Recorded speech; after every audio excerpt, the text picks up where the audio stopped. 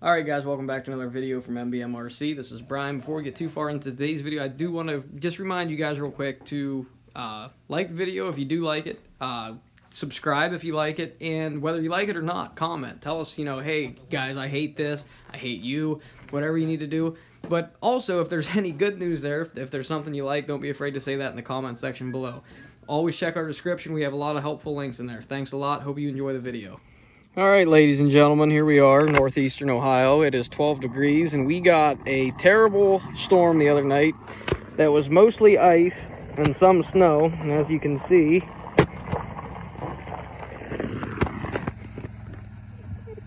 Matthew today is going to try to fly his Super Bee that he's been working on. And this is definitely going to be interesting. You want to prime it. Turn it over.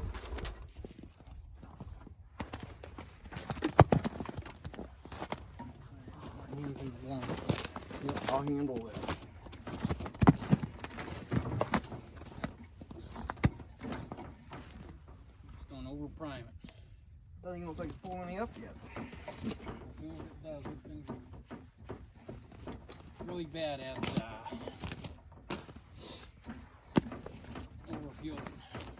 Next thing you know, the spinner will pop.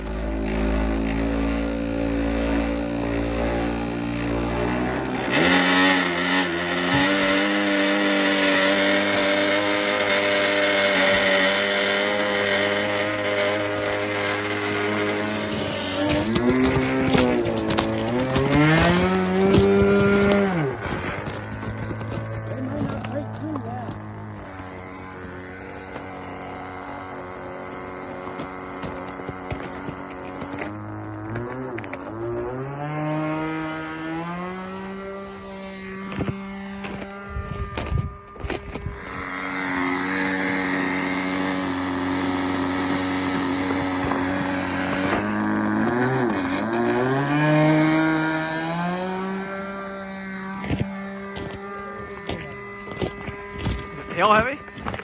I'm pushing the nose down. I don't know if that's headwind or not. I might just need down trim. I hear down trim. What do you need, buddy? Down trim, he said. Here, I'll get it. You getting it?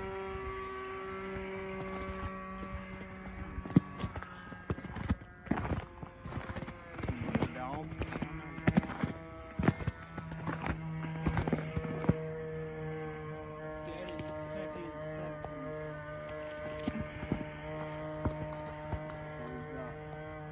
What are you flying today, Matthew? Here's my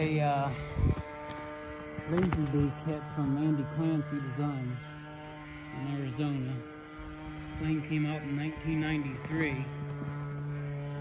My dad has a bunch of old RCMs that I actually seen this plane in a long time ago. I always looked at it. Now, is it 4-channel? Three. 3-channel, that's what I thought. He has 4-channel, but much like any kind of trainer plane, you really don't need ailerons anyway. Nothing's like high performance trainer like an RCM trainer.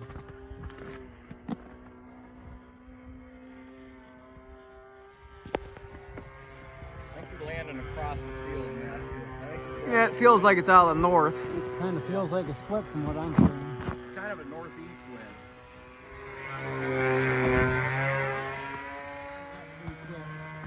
Have you tried a loop with it yet? I ain't going to either. Not today. Probably have to take it down and do a little sub trim work. Maybe turn up some rates. He calls for 1/2 inch on the elevator and the rudder. And it seems like the elevator's got plenty. The rudder seems like it could probably have a little bit more.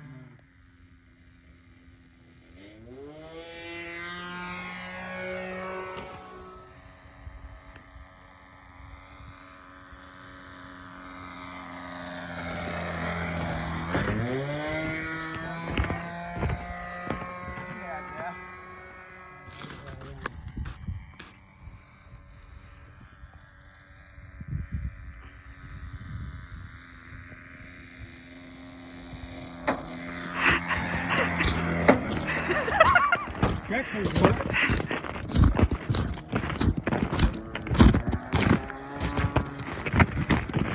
Hey, this is Matt at MBMRC, and this is my latest Lazy Bee kit from Andy Clancy Designs. This plane came out in 1993, and I got one of his new kits and tried it out. The build of the kit, it starts out, it has a bunch of laminations for the wingtip and the elevator and rudder pieces, which are really easy to do. Soak the balsa wood in hot water, make templates out of foam board that you can get at the dollar store. Make the templates out of that. The fuselage is a simple stick construction. Nothing really hard to build on the kit. It took more time to build this because it is stick built. There's a lot of sticks in it. The wing went together pretty quick. My dad had it laid up in a couple hours. And the laser burning that he does is pretty decent. He gives you extra like gussets and stuff. He also gives you extra laminations in case they snap or something in the process. But as far as the build and the quality of the kit, it was pretty decent. He sells these Trexler wheels on his website, and it comes with the tool to fill them up. It's got a little hose on the inside there. You fill the tire up, wrap it around the inside of the hub, and then tuck the tube into the hub to keep air. I don't think they're always going to be full at all times. You're probably going to have to double check them every once in a while.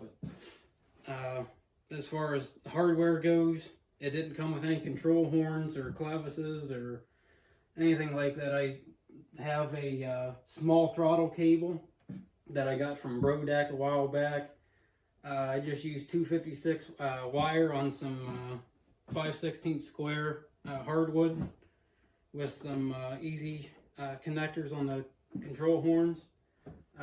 You can build this wing two ways. You can either have nylon bolts or rubber band. I went with nylon bolts, 632, and tapped out the 1/4-inch ply plate in the back.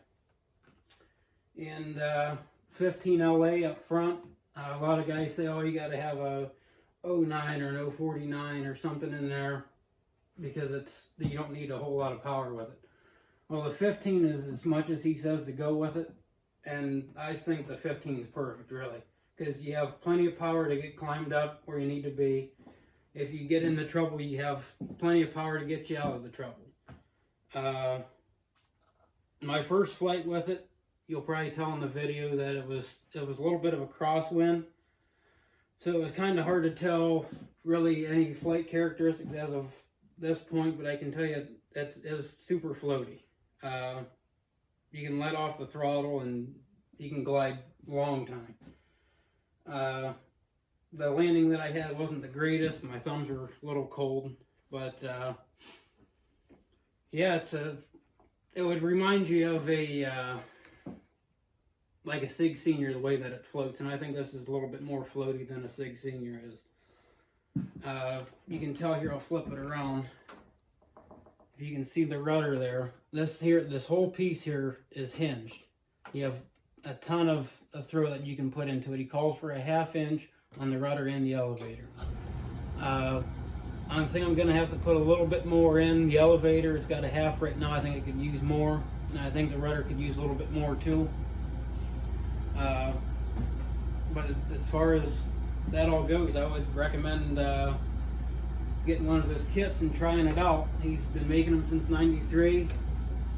He has the Lazy Bee Special out now, which has the ailerons instead of just a simple 3-channel. And he's also coming out with another plane that he designed a while back. It's called the Speedy Bee. It's a mid-wing version of this.